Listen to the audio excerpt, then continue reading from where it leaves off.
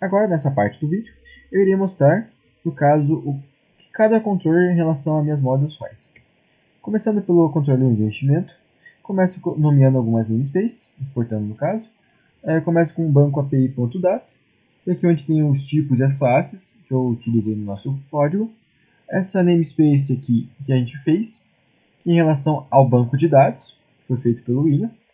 No caso aqui é onde funciona a relação do banco de dados da conta com os controllers. No caso, eu em relação à conta e o cartão, investimento e a conta. Para aqui autoexplicativo, uma conta para muitos cartões de crédito e muitos investimentos, e também muitos cartões de crédito para uma conta. Assim, invertendo a ordem. Na parte do using Microsoft.ASP.NET Core.mvc, aqui no caso serve para a estrutura web, no caso que é do API. O ponto use Microsoft.Entity Framework Core, aqui no caso, aqui manipula o banco de dados com relação ao código. Começo o nosso programa com o route.api controller, no caso aqui que define a rota base, essa parte do código. E aqui no caso seria a parte do controlador que é utilizado também. Aqui começo colocando uma public class, uma classe pública, com investimento que herda, no caso, a controle base. Começo colocando uma variável privada, randomizado, que armazena o banco de dados no nosso DB-Context. Coloco embaixo um construtor da classe investimento, que aceita o banco de dados como parâmetro. Aqui atribui, no caso, como eu disse, atribui o contexto do banco de dados a context, recebendo ele. Embaixo, coloco um HTTP GET, no caso, para receber e para listar os nossos investimentos. Coloco uma classe pública assíncrona para Task Action Result, investimento, para ele conseguir, no caso, pegar, para listar todos os investimentos. Aqui no caso a variável investimentos, peço para ele aguardar, de forma que o context, no caso do banco de dados, verifique, no caso, de forma assíncrona, os investimentos que estão aqui. Se não forem encontrados nenhum investimento, no caso, se o investimento for igual a nulo ou o contador for igual a zero, vai mostrar o que vai retornar, que não foi encontrado nenhum investimento. Mas caso o contrário retornar, ele vai retornar investimentos.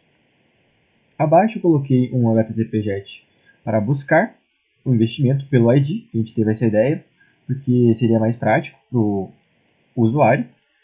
Eu também coloco uma classe assíncrona para ele buscar o investimento pelo ID, colocando um get investimento com a variável, no caso que eu declarei aqui no models, inteiro investimento, no caso o investimento ID por valor inteiro.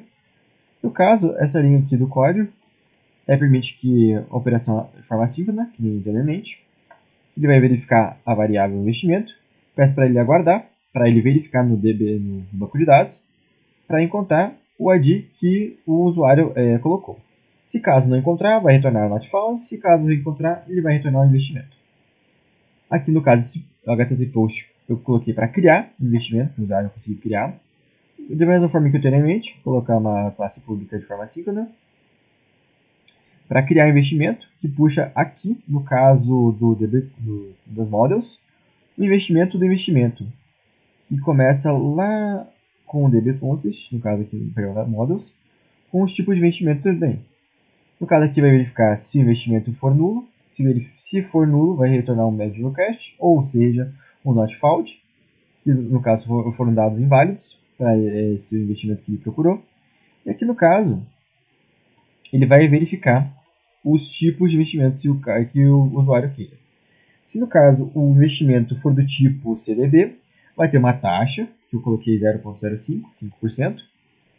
E se caso ele não queira o CDB, caso ele queira o Tesouro Direto, vai ser 0,03. Caso ele não queira também, vai ter o Fundo Imobiliário, que vai ser o 0,08. Para caso ele não queira nenhum, no caso ele não vai retornar uma bad request também, ele não encontrou o tipo de investimento que ele queira. Aqui no caso, se caso ele queira um desses aqui, ele vai adicionar o investimento ao banco de dados. Aqui vai salvar, peço para o usuário aguardar, enquanto ele salva de forma assíncrona no banco de dados. E aqui vai retornar investimento criado. Agora no controle de cartão, é basicamente a mesma forma, mesmo corpo que o código anterior. Os mesmos namespace, a API controle base, de forma que ele coloca uma classe privada, de forma randômica. Aqui no caso ele atribui o contexto do banco de dados. A mesma forma também que ele vai verificar para listar os cartões de crédito. Listar o cartão pelo ID também. E aqui, no caso, é para criar o cartão, que é a forma diferente. Da mesma forma, ele vai verificar, no caso, se a instância for nula, vai retornar o not found. Aqui verifica se o cartão for nulo, também não vai retornar o not found. Caso ele verifique se o cartão for nulo, vai retornar que os dados foram inválidos, no caso, para que ele adicione os dados inválidos pelo cartão de crédito.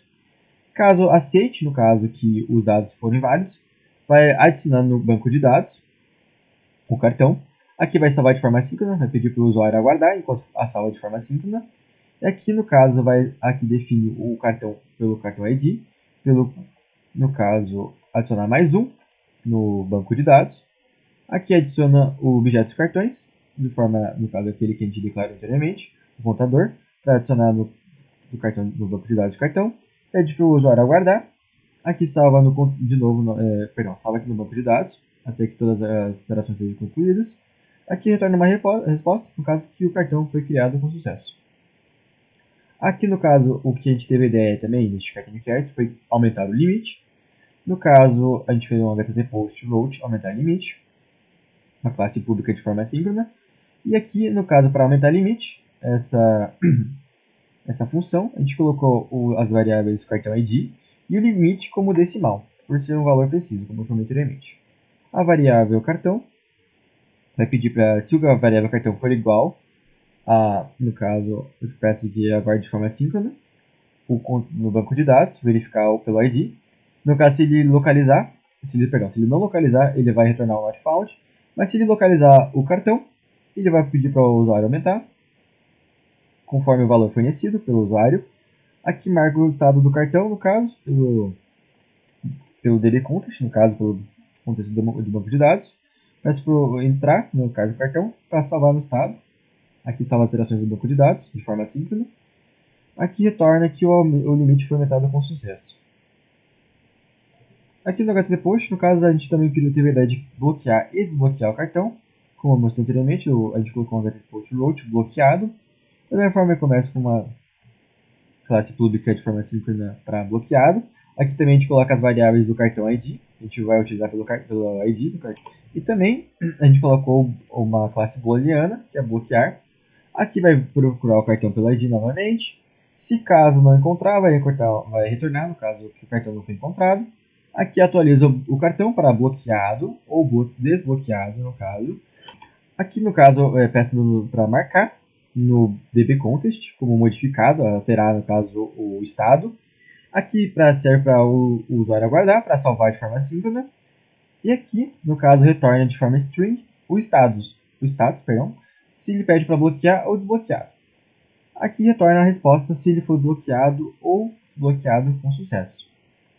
Este foi uma explicação meio rápida da minha parte do projeto. Em relação à minha parte que eu fiz, muito obrigado pela sua atenção e tenha uma ótima noite.